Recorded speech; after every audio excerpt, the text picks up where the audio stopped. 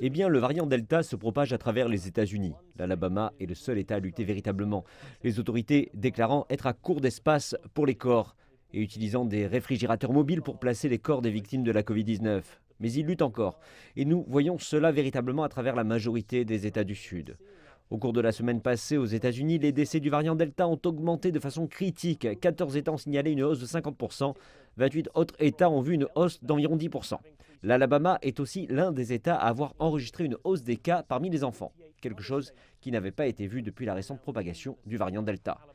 Et si l'on s'intéresse à la dangerosité du variant Delta, selon les études, l'on sait seulement qu'il est plus transmissible, mais l'on a découvert sur une étude de plus de 40 000 cas, les gens ont 2 fois plus de chances d'être hospitalisés s'ils contractent le variant Delta. Et donc, la conclusion de cela est qu'il est très important que les gens se fassent vacciner, car autrement, ils ont plus de chances de terminer à l'hôpital.